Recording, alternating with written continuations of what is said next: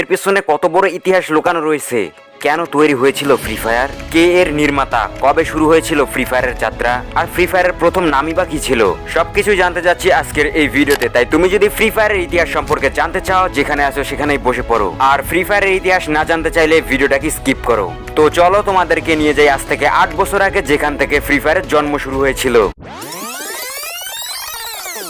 সাল 2017, ঠিক সেই সময় যে সময় পাবজি এবং ফর্টনাইটের মতো গেমগুলো রাতারাতি অনেক বেশি পপুলার হয়ে যাচ্ছিল। পাবজি এবং ফর্টনাইট পপুলার হলেও সেই গেমগুলো সবাই খেলতে পারতো না, কারণ পাবজি এবং ফর্টনাইট গেম খেলতে হলে অবশ্যই প্রয়োজন হতো গেম কনসোল কিংবা পিসির, যেটা সবার কাছে ছিল না। আর মধ্যবিত্ত হওয়ার কারণে সবাই এটাকে কিনতেও পারতো না।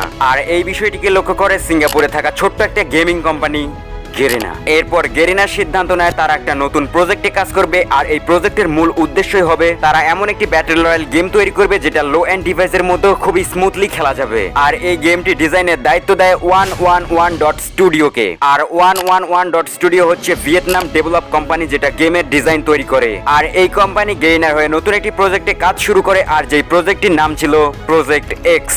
এবং এই প্রজেক্টটি কমপ্লিট করতে প্রায় 5 থেকে 6 মাস সময় লেগেছিল। এবং তারপর এই প্রজেক্টের বিটা ভার্সন 2017 সালের 30 সেপ্টেম্বর লঞ্চ হয়। আর এই প্রজেক্টের নাম প্রজেক্ট এক্স থেকে পরিবর্তন করে ফ্রি ফায়ার এপিকে তে কনভার্ট করা হয়, যেটা একটা বিটা ভার্সন। আর সেই সময় ফ্রি ফায়ারের সাইজ ছিল মাত্র 56 MB। আর যখন ফ্রি ফায়ার সর্বপ্রথম বিটা ভার্সনে প্রকাশ পায় তখন ছিল 23 আগস্ট 2017, বা তোমরা বলতে পারো 23 আগস্ট 2017। এটা হচ্ছে ফ্রি ফায়ারের জন্মদিন। এরপর ফ্রি ফায়ার গেমটি iOS এবং অ্যান্ড্রয়েডের মধ্যে সবকিছু টেস্টিং কমপ্লিট করার পর ফাইনালি 4 ডিসেম্বর 2017-তে অ্যাপল স্টোর এবং প্লে স্টোরের মধ্যে মুক্তি পায়। এবং এই গেমটি মুক্তি পাওয়ার 6 মাসের মধ্যে এটার জনপ্রিয়তা প্রচুর পরিমাণে বাড়তে থাকে। এরপর শুরু হয় গেম আপডেট করা এবং গেমের মধ্যে ইভেন্ট নিয়ে আসা। এইটা হচ্ছে ফ্রি ফায়ারের টেস্টিং ভার্সনের লোগো, এবং এইটা হচ্ছে ফ্রি ফায়ারের সর্বপ্রথম ডিসপ্লে লবি, যেটা দেখতে কিছুটা এইরকম। হ্যাঁ, মাত্র সিম্পল একটা ডিসপ্লে লবি। আর এইটা হচ্ছে ওয়েটিং লবি, আর এই লবি হচ্ছে ফ্রি ফায়ারের ফার্স্ট লবি। এখন যদি আমরা ম্যাচের মধ্যেকার কথা, ম্যাচের মধ্যে এই ধরনের গ্রাফিক্স ছিল। হ্যাঁ, এখনকার সময় যে গ্রাফিক্স রয়েছে তার থেকে অনেক অনেক লো গ্রাফিক্স। তখনকার সময় শুধুমাত্র একটাই মোড ছিল, যার নাম হচ্ছে ব্যাটল রয়্যাল মোড। আর 2017 সালের ম্যাপ এইটা। ম্যাপ বলতে গেলে শুধুমাত্র এইটাই ছিল। আর এইটা কোন জায়গায় সেটা তো তোমরা বুঝতেই পারছো। আর এইটা হচ্ছে 2017 সালের ল্যান্ডিং স্টাইল, কিছুটা এরকম করে ল্যান্ড করতো। এইটা ছিল 2017 সালের কথা। এখন যদি বলি আমরা 2018 সালের কথা, সো 18 সালের মধ্যে 2018 সালে ফ্রি ফায়ার গেমটা অনেকেই ডাউনলোড করতে থাকে এবং ফ্রি ফায়ারের মধ্যে নতুন নতুন প্লেয়ার আসতে থাকে। তখন ফ্রি ফায়ারের মধ্যে সর্বপ্রথম একটা আপডেট আসে, আর আপডেটের মধ্যে লবি অ্যাড করে দেওয়া হয়, প্লেনের মধ্যে কিছুটা চেঞ্জ নিয়ে আসা হয়, ম্যাপটাকে বড় করা হয়। এটা হচ্ছে ফ্রি ফায়ারের ল্যান্ডিং স্টাইল। মানে প্রথমবার যখন আপডেট আসে, আপডেটের পরে এটা ছিল ল্যান্ডিং স্টাইল। তারপর গ্রাফিক্স এর মধ্যে ইমপ্রুভ নিয়ে আসা হয়, কার অ্যাডস করা হয়, অর্থাৎ ভেহিকল অ্যাড করা হয়। আস্তে আস্তে গেমটা ইমপ্রুভ হতে থাকে। এইটা হচ্ছে 2018 সালের ম্যাপ, যেটা অনেকটাই বড় হয়েছিল,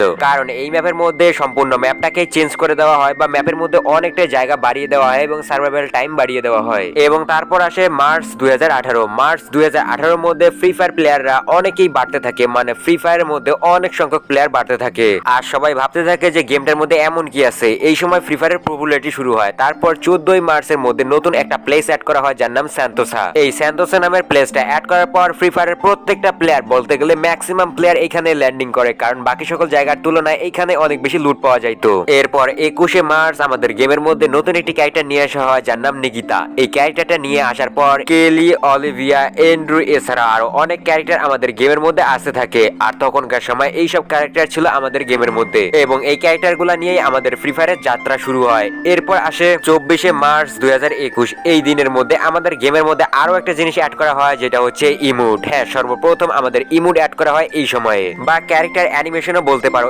এরপর 24 মার্চ আমাদের গেমের মধ্যে প্রথমবারের মতো র্যাঙ্ক সিজন নিয়ে আসা হয়। আর এই র্যাঙ্ক সিজন বা সিস্টেমটা আনার পর ফ্রি ফায়ারের মধ্যে একের পর এক প্লেয়ারের হাড্ডাহাড্ডি লড়াই হয় যে কে সবার আগে উপরে উঠতে পারবে। এরপর আসে 18 সালের এপ্রিল মাস। এপ্রিল মাসের 2 তারিখ 2018-তে আমাদের গেমের মধ্যে সর্বপ্রথম ড্রোন বা ইউএফও অ্যাড করা হয়। এবং তারপর 20 এপ্রিল 2018-তে আমাদের গেমের মধ্যে লঞ্চার নামের এই গানটিকে অ্যাড করা হয়। এইভাবে আরো পরিবর্তন আসতে থাকে। এরপর আসে এপ্রিলের 10 তারিখ 2018। তখনকার সময় আমাদের ফ্রি ফায়ারের ল্যান্ডিং স্টাইলের মধ্যে একটু চেঞ্জেস নিয়ে আসা হয়। তখন আহামরি না হলেও হালকা কিছু পরিবর্তন করা হয়। এরপর আসে 22 এপ্রিল 2018। তখনকার সময় আমাদের সর্বপ্রথম মাশরুমের সঙ্গে ইন্ট্রোডিউস করে দেওয়া হয়, এবং তখনকার সময় সর্বপ্রথম মাশরুম আমাদের গেমের মধ্যে আসে। আর এইটা যেখানে যেখানে সেখানেই পেয়ে যেতাম আমরা ম্যাচের মধ্যে। এবং তারপর 2 মে 2018-তে সর্বপ্রথম আমাদের ফ্রি ফায়ারের মধ্যে MP40 নামের এই মারাত্মক বা খতরনাক গানটিকে অ্যাড করা হয়। এরপর সেই দিনে সেই মাসের মধ্যে যে আপডেটটা আসছিল সেই আপডেটের মধ্যে আমাদের গেমের মধ্যে আরো একটা নতুন ম্যাপ